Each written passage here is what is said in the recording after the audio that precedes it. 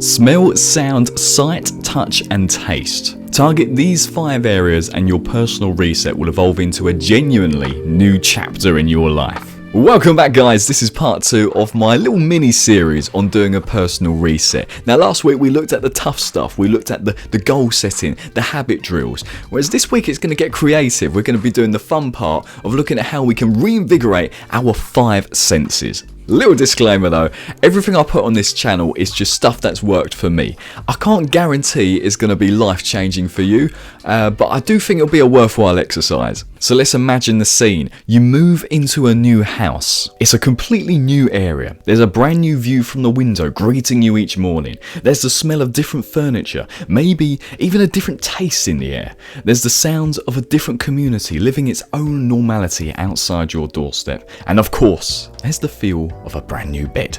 Fairly typical depiction of a new start. But you actually don't need to move house to a completely new area to recapture this feeling of newness, because you'll notice that as humans we process things through our senses before we compute them in our minds. When we contemplate boredom and stagnation, it's usually from a place where stimulation is absent, where you've become too rooted in your own environment. After a while of being surrounded by a new fragrance, your nose becomes blind to it. Our favourite songs eventually get old, and we grow accustomed to our everyday scenery to the point where we become unable to appreciate it. There's a deleted scene in Series 5 of Doctor Who where the Doctor explains his reasons for travelling with a companion. The reason is because he's seen the universe so many times that he can no longer appreciate its marvel and its wonders, so he travels with someone unaccustomed to the beauty and marvel of it, someone whose senses are seeing these crazy sights for the first time, so he can see what it's like for someone else to see it for the first time and recapture that feeling himself. Now I'm not saying you should abduct someone and give them a tour of your local area. What I'm saying is we should be looking at new ways, new stimuli to reawaken our senses. Because let me tell you this, right, and it's going to sound quite strange, but hear me out. You are not Doctor Who. Over your lifetime, you will never run out of things to see, hear, touch, smell and taste. It's impossible to run out of new experiences.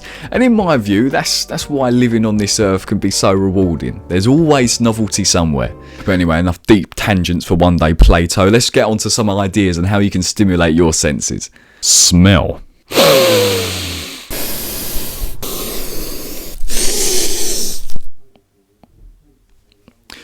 Did you know that smell is actually our strongest sense? If not, you should have been around me when I used to go clubbing in this skimpy leather jacket. So much aftershave that anyone within a 3-mile radius was dead in minutes. That's why the picture was taken from a distance.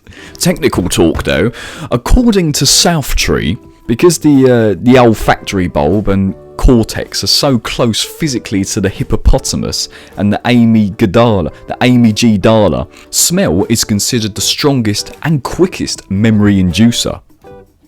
So let's treat our noses. I always feel really good about myself when I've got a nice aftershave on, especially if it's something I can call my signature scent. So every year it's always been a good investment to get a new scent and have something that you can proudly call your own. Now boys and geezers, if you're watching, once you get out the shower I want you to go 1, 2, 3 and 4.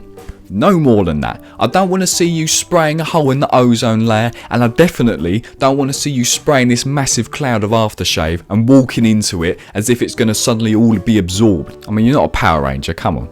Now it doesn't just have to be your body either. Have a good sniff around you. What does your room smell of? Nothing probably, you're blind to it, aren't you? Personally, I love coming home to a nice smelling room with air fresheners, with diffusers, anything that greets you as you come into it. Sound.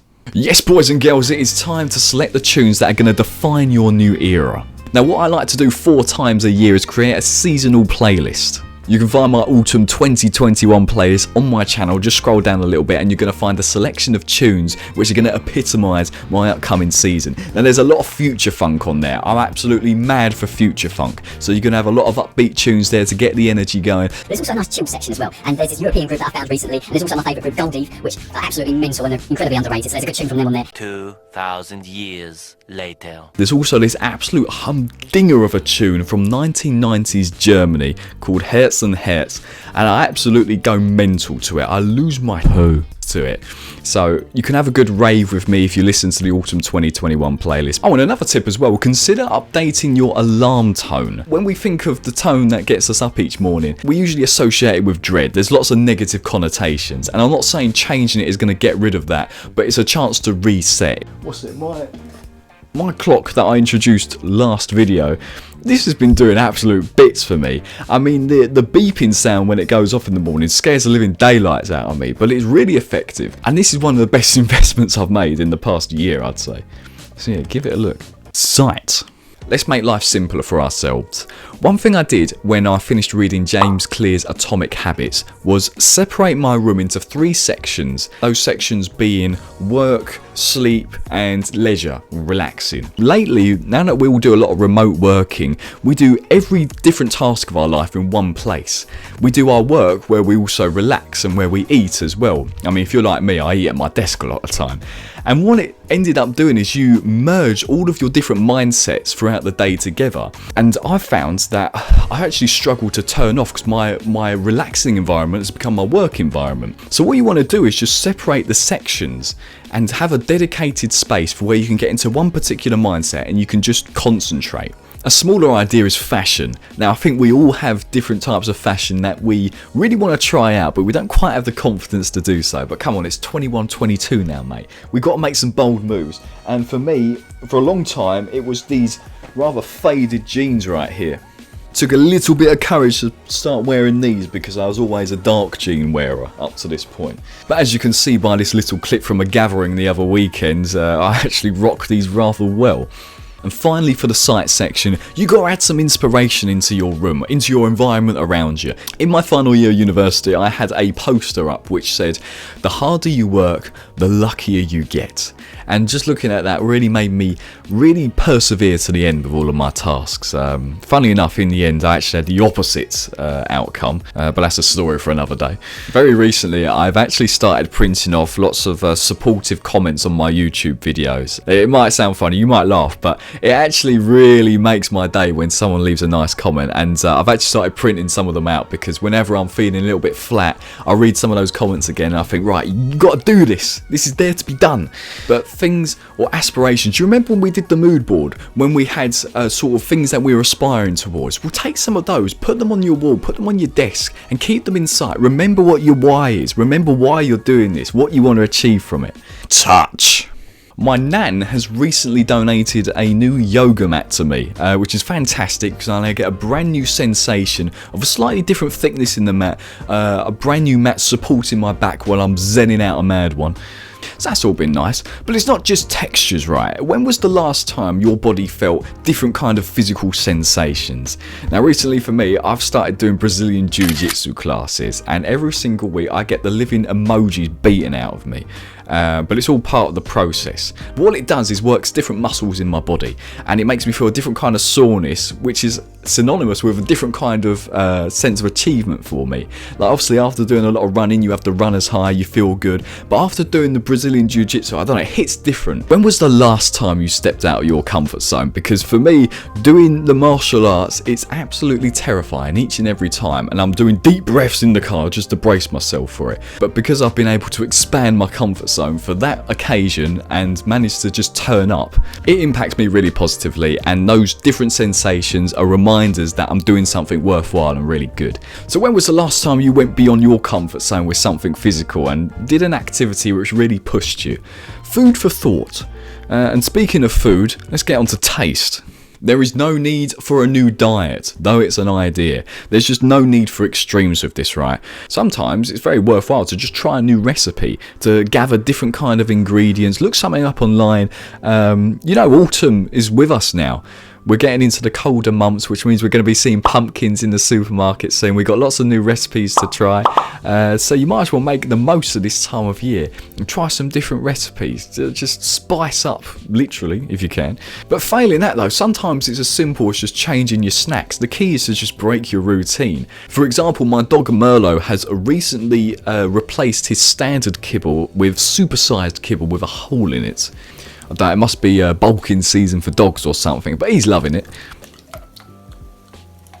And for me personally, recently I've swapped hula hoops for red Leicester mini cheddars, and it's had a wonderful effect on my life, and they're very nice. Both are nice, to be honest, but the mini cheddars, the red Leicester, they offer something different. I might have another packet actually.